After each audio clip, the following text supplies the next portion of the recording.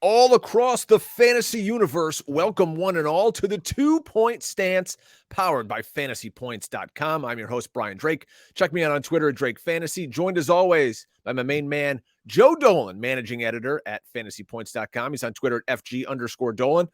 Joe, I hear you're out on the golf course this week. I'm so jealous. I'm sitting here in the snow in Syracuse, New York, writing the obituary for the Jim Boeheim era. You're out here, striping them down the fairway. Not to say I'm jealous, but I'm pretty damn jealous. How are you? Striping them down the fairway would be a huge exaggeration based on how I played the other day.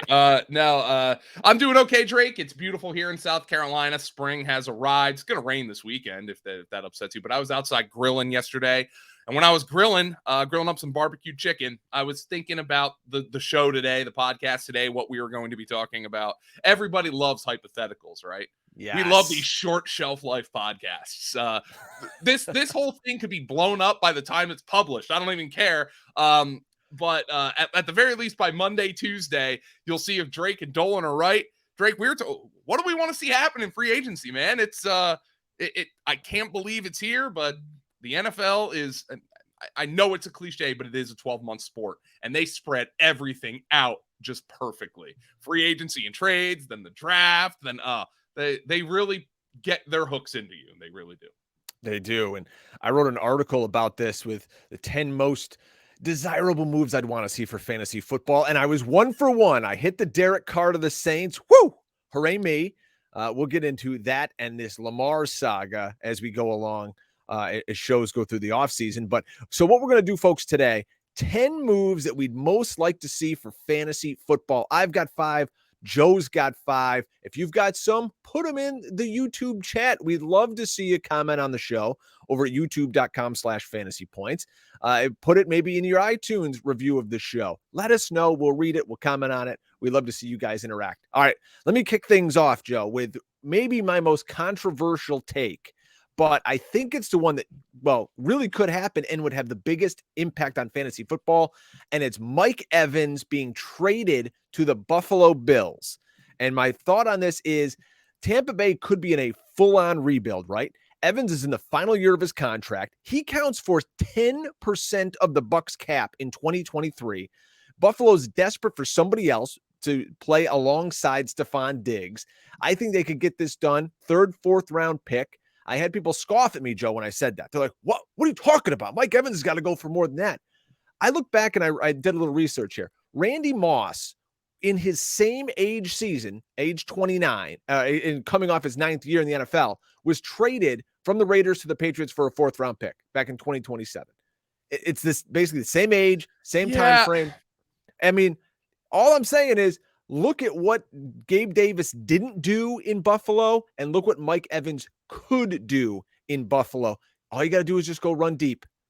Take that safety, keep him high, let Josh Allen run his little, QB scrambles, let Stephon Diggs eat up underneath. I think it's the perfect marriage and exactly what Buffalo needs to get over the top. I completely agree with that.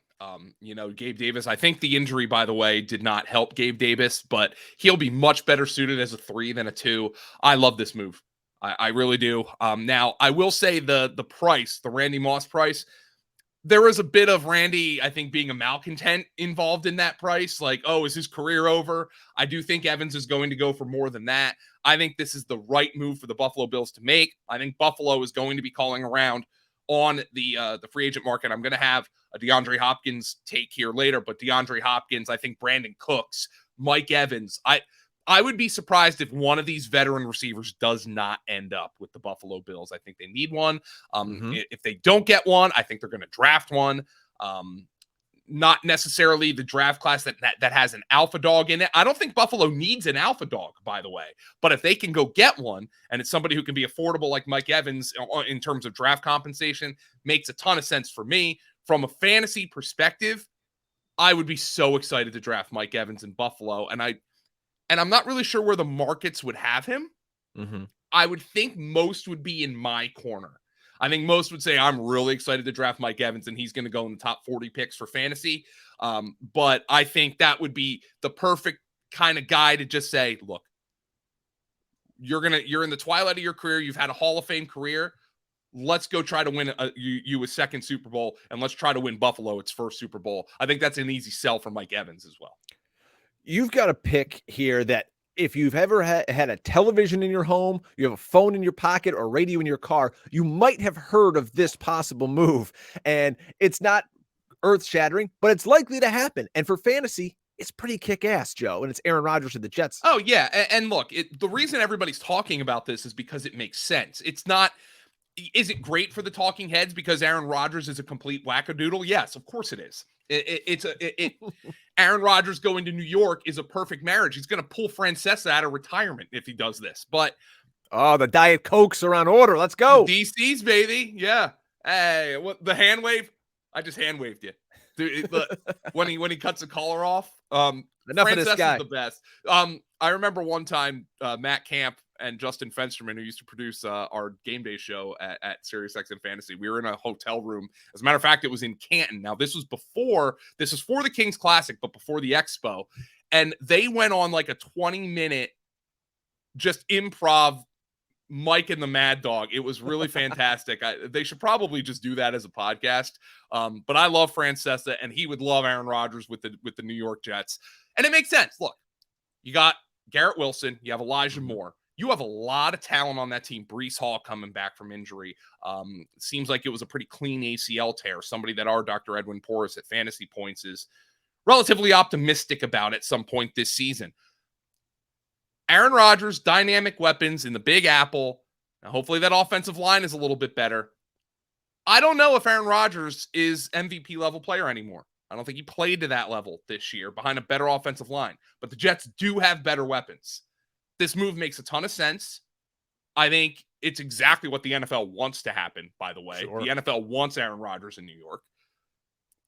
It seems like the discussions are centering around that Green Bay's ready to move on, and I don't blame them. You drafted Jordan Love in the first round a couple of years ago. You got to see what he's got. Yep. I'm ready for this move. I'm excited to see Jordan Love. I know Jets fans would be over the moon with Aaron Rodgers in New York. I think it's good for fantasy. I think it's good for reality. I think this move just is a no-brainer. That's why everybody's talking about it. We don't have to get into Aaron Rodgers and his LSD trips or whatever the hell it is he does. But this, from a football standpoint, this move makes a ton of sense. And the dead money the Packers would incur here, it goes like this. If the trade culminates before June 1st, which, folks, it won't. It'll be announced, but it won't. It's $40.3 million. They're going to make this trade a post-June 1 trade. $15.8 million would go against the Packers this year, $24.5 next year. Makes it much more palatable for the Packers to take on. That said, Joe, where do you rank Aaron Rodgers in this quarterback tiering if now he is a New York Jet? Let me bring up my best ball rankings right now, because I've kind of built that into the fact with Aaron Rodgers. I've kind of built into, I have him currently at 102 overall. I have him right behind Daniel Jones, and I have him about 2 rounds ahead of Kirk Cousins. So that's where I have him right now, Aaron Rodgers. 102 overall. I draft him in the 9th round. All right. Now, once this move is made official, I reserve the right to go back into my best ball rankings and really, because I think when you're speculating vis-a-vis making something official, I think it clears your head a little bit. Well, if you want to read Joe's best ball rankings, just go over to fantasypoints.com. We did a show with Graham Barfield. It's available on iTunes, available on YouTube, where we talk about the Fantasy Points best ball tiers. And also, folks, you want to play the best ball out there? Go to underdogfantasy.com. Use our code FANTASYPTS. If you deposit up to $100, we're going to match your deposit up to $100. You don't get a better deal than that. Wait, Joe, maybe you do. Because when you deposit at Underdog, we're going to give you a fantasypoints.com standard subscription for $5. Insanity. The best in the business in fantasy football. John Hansen, Scott Barrett, Joe Dolan, Tom Brawley, Graham Barfield. The list goes on and on and on. Everybody over there. By the way, if you haven't seen the work that Brett Whitefield's doing for his daily draft podcast over there, you're missing out, folks. Fantasypoints.com. Get a $5 subscription with your deposit at Underdog using code FANTASYPTS. Brett's a rising star in the industry, by the way, and he's also doing our prospect guide this year. And the work is incredible. I've been editing it every day. Drake, I got one more thing to you because, again, I always say I don't want to Ron Popeil this. This is not an infomercial. If you are a current Fantasy Point subscriber and you're like, wait a minute, why didn't I get this deal? We'll give you a credit for next year. Oh, there you go. Right. I'm gonna write that down. I got to send that in to customer support myself. We're talking quarterbacks. You're telling me that you want to see Aaron Rodgers go to the New York Jets. Well, I was talking Tampa Bay Bucks. I want to see Jimmy Garoppolo go down to Tampa Bay. He's already probably got a real nice tan. I could see him going around the clubs, hanging out, that great hair. Jimmy Garoppolo to Tampa Bay makes a ton of sense if they're trying to keep this thing together. Now, Tampa owns the 19th pick, which is pretty much no man's land for a quarterback this year. And Jimmy G's coming off another injury-plagued season. You can get him at a discount because it's not like he's the youngest guy out there. I like this. And Tampa's going to have to restructure. They're going to have to get rid of a ton of guys like they just did with Leonard Fournette. They're still, at the time of this show, $57 million over the cap for 2023. But someone's got to play quarterback here, Joe. And you're telling me Kyle Trask is going to be throwing the ball to Evans and Godwin out there? You're fooling yourself. I love Jimmy G here. So wait a minute. Is this move contingent on Evans being moved to Buffalo, or is this? Or are you kind of doing these separately? All right. So obviously, I'd like Jimmy G. Now I have Jimmy G as my third quarterback on a Superflex dynasty team at the FFPC. So I want Jimmy G to go somewhere to start this year. So this move makes sense to me. I think, by the way, if they don't move Mike Evans and they bring in Jimmy G, that team's a contender in that division. Look at the division. Now, I think we also have I have a move for this division as well because I think it's a perfect division for teams to kind of go be competitive. That's why the Saints brought in Derek Carr. But yeah, this makes sense to me. I don't think it would be all that exciting for fantasy, but I think he'd be able to get the ball, especially to Chris Godwin, but also to Mike Evans. Well, you're talking about the NFC South, and this week, every team in the NFC South, for some reason, came out and said, we don't want anything to do with Lamar Jackson. But you say, not so fast, my friend. Lamar Jackson to the Carolina Panthers, and I think Atlanta is one of the teams that everybody kind of has him going to. Now, I'm not really sure what to make of this, like, pseudo collusion. Maybe just flat out.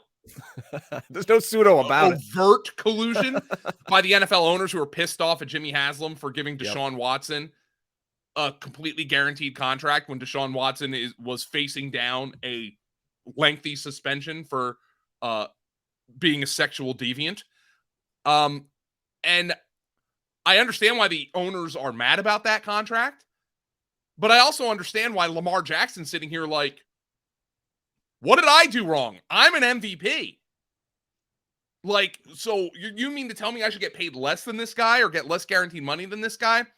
And the reason I have the Carolina Panthers here, just because to mix it up from the Atlanta Falcons a little bit, is Carolina, I think David Tepper's gone in there. He fired Matt Rule with a massive amount of money that he still owes him. I think we saw this team under Steve Wilkes last year, who you argued should have gotten the full-time job. I don't necessarily disagree with that. Mm-hmm. We saw this team compete down the stretch. There's talent on this team. They've got DJ Moore on offense. You know, they have a ton of draft capital, which they picked up in the Christian McCaffrey trade, that they can use to acquire Lamar Jackson and then also build around Lamar Jackson. Frank Reich has got to be sick and tired of going to the fast food drive-through window for his quarterbacks. This is somebody who they can bring in who has a track record, so not somebody like a Will Levis or an Anthony Richardson, who Frank Reich know he can build his offense around for a number of years. David Tepper, Frank Reich, that kind of, I think the impatience that those guys probably have with the quarterback position makes Lamar Jackson an excellent fit in Carolina. And quite frankly, you know, they had Ike Ekwonu last year. I think that offensive line can improve. But with DJ Moore would be the best wide receiver Lamar Jackson's ever played with by leaps and bounds. I think it's probably be a good fit for both parties. Yeah, I dig it. Carolina has the 9th overall pick. And as you guys know, with this non-exclusive transition tag, it would be 2 first-round picks going to the Baltimore Ravens. I'm sure Baltimore wouldn't scoff at getting a top 10 pick, as they would look to start rebuilding their franchise. All right, let's actually talk about someone who is a free agent. We're talking about some a lot of trades we'd like to see and whatnot. How about Jacoby Myers, the bell of the ball, Belle, correct, Joe, as you and I talked about earlier this week, which I still haven't fixed, by the way, in the article. Jacoby Myers of the Kansas City Chiefs. So Jacoby Myers is coming off back-to-back 800-yard seasons. The draft class for wide receivers, not great. The free agent class, sure as hell, is not good. So Jacoby Myers right now is kind of the prettiest girl at the bar at 2 a.m. So here's why I like him to Kansas City, though. You look at everybody they got on the team. You got MVS, you got Juju. These guys are back to free agency, right? You put Juju in there. He can play inside. He can play outside. It would be a nice accompaniment to Travis Kelce. You're not going to break the bank on him. And he just fits in. He seems like that kind of guy that'll do the dirty work, Joe. He'll block. He's not a diva. And he's just going to be one of those guys out there that, I don't know for fantasy if he's going to go over the moon, but I just like it in more of a real world fit for Kansas City. So I think it's really interesting the way you brought up Jacoby Myers' entrance into this free agency. My favorite band is a band called The Hold Steady. You might see that I have a couple of posters back there. As a matter of fact, I also have one of their vinyl records back there. They have a song, Drake, called "Sequestered in Memphis." And in the song, not quite walking in Memphis, we're sequestered in Memphis. For the 2020s, that's a better term, unfortunately. But there's a line in that line: in bar light, she looked all right. In daylight, she looked desperate. That's all right. I was desperate too. And I think that's going to be the Jacoby Myers free agency saga. Yes. He looks good within the context. A desperate team is going to pay him, and he's a good football player. I think that makes a lot of sense. My question here, and I'm going to skip ahead on you a little bit, Drake, because we can counteract this. My question here is, does Kansas City rest on its laurels and say, well, we made a Super Bowl run with a crappy wide receiver group. Let's just do it again. Or does Kansas City say, let's go try to get some more firepower? Because my move is DeAndre Hopkins to the Kansas City Chiefs. Ooh, look at you. DeAndre Hopkins, 30 years old. He'll be 31 this coming season. Still has 2 years left on his contract. Right now, DeAndre Hopkins, folks, believe it or not, his 2023 cap hit is number 2 among all wide receivers. His base is 19.4 next year. The following year, 14.9. So, I mean, that's top of the market money, but you're just trying to win Super Bowls right now if you're the Kansas City Chiefs, and you're not really thinking long-term with a guy like DeAndre Hopkins. If DeAndre Hopkins goes there, I mean, can he stay healthy? First of all, at that age, how high do you think people go crazy drafting him? Too high. Do you think I think he might end up as like a second, third round pick. I'd be more excited about Mike Evans in Buffalo, by the way, because we are coming off a year where Patrick Mahomes has proven that he can mix the ball around without really favoring one wide receiver. If DeAndre Hopkins gets traded to Kansas City, I just become more excited to draft Kadarius Toney. That's my take. So I want this to happen to push that Toney down the board. That's why I want this to happen. And our guy, John Hansen, his Sky Moore love is never ending.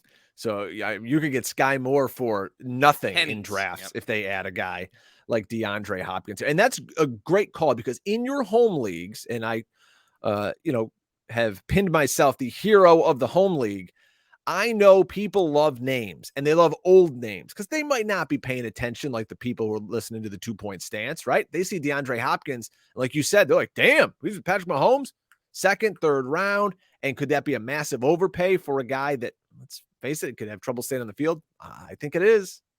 But by the way, I mean, I'm not trying to say this is going to be a Julio Jones to the Titans kind of situation. I think it'll be better than that. And I think it's possible that in the range of outcomes is DeAndre Hopkins just blowing up and being a league winner because of the quarterback situation. But I would be more excited to go down the board and have a guy like Kadarius Toney, who's younger, not necessarily healthier, of course, but a guy who's younger and potentially more explosive at this point. And it creates a buying opportunity for me. But no, I think Hopkins to the Chiefs makes a lot of sense.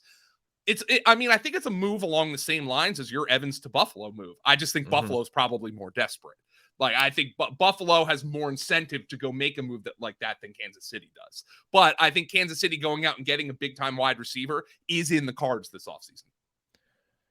Yeah, and hey, they got to get somebody you'd think to fill in for the MVSs and the Hardmans and those guys. Not that they were exactly setting the world on fire. Another name that's out there who I could easily see fit into Kansas City, but I'm going to pen him to the Philadelphia Eagles is DJ Chark, who spent his time with the Jacksonville Jaguars and most recently the Detroit Lions. DJ Chark would come in to Philadelphia and, in my mind, take over that Quez Watkins role, who basically did nothing. And they were at points running out Zach Pascal to be a de facto, third tackle on running plays. But DJ Chark is a big guy. You could put him as a big slot out there, 6'4", 198. He can really run and stretch the field. You get him running deep, opening things up underneath for A.J. Brown on those slots.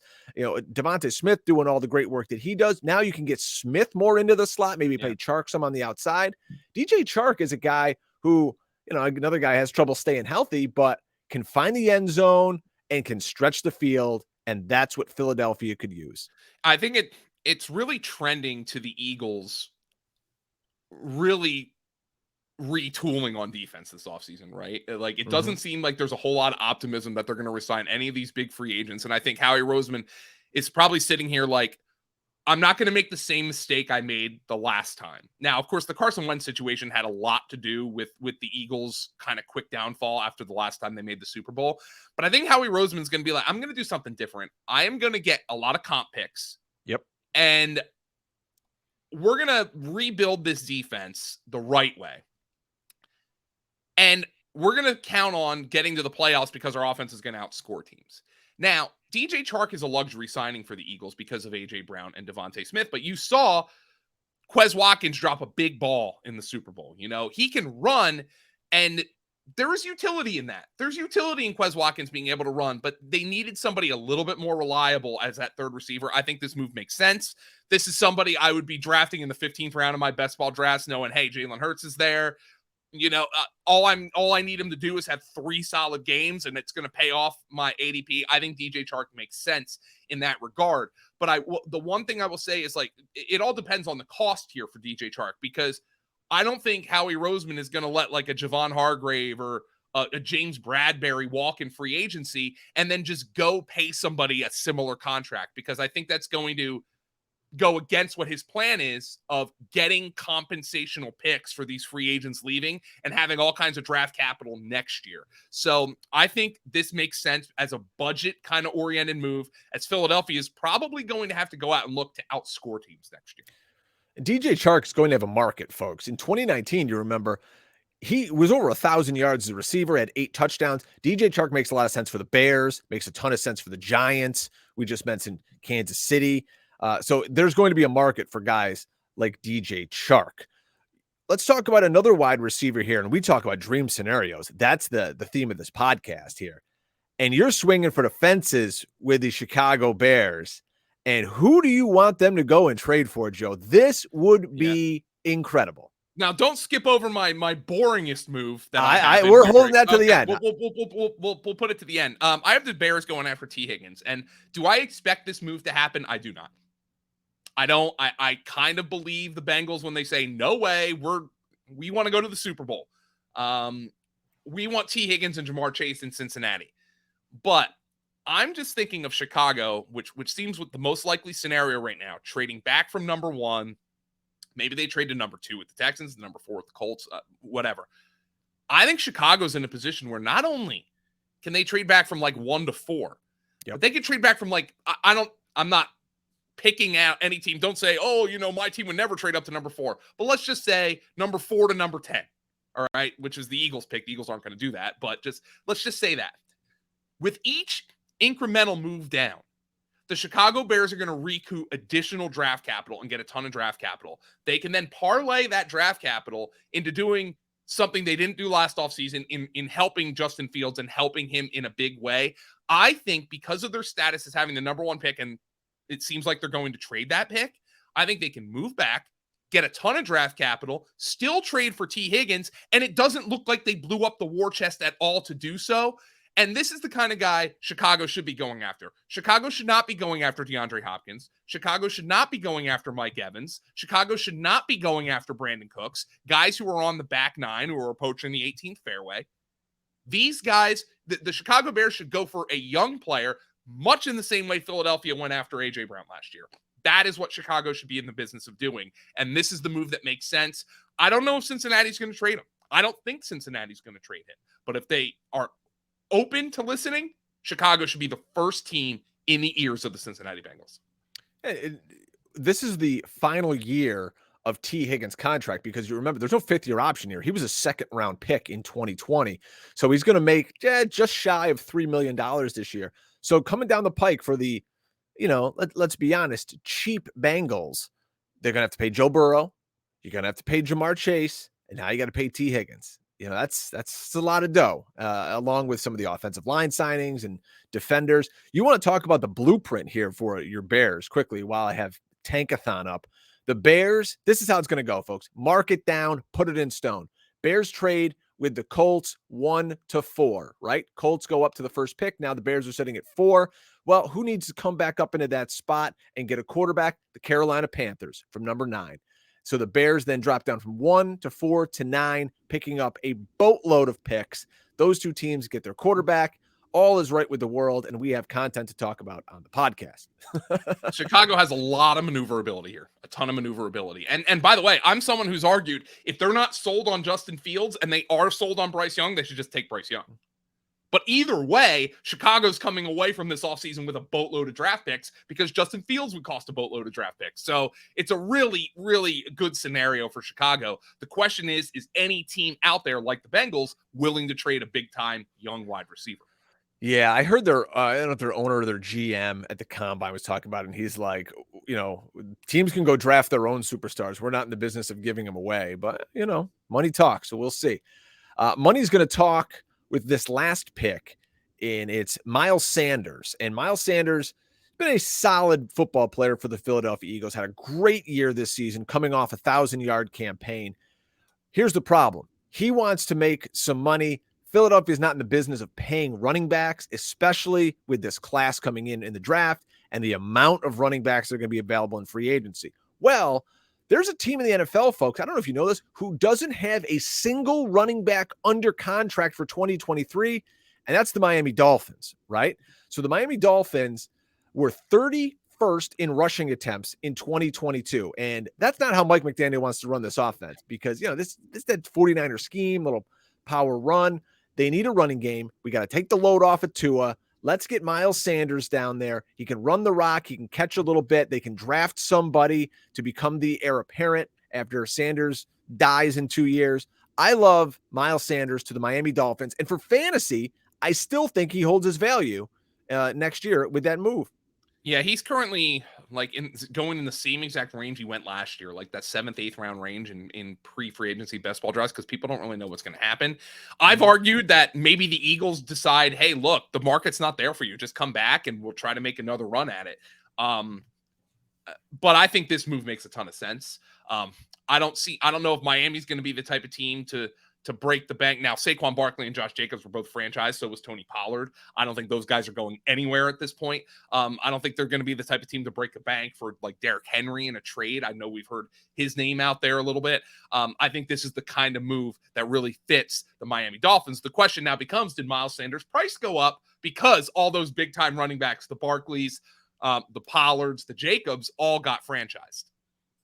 And Miami does not have a first-round pick. I know we hear all these people talking Bijan Robinson and all that.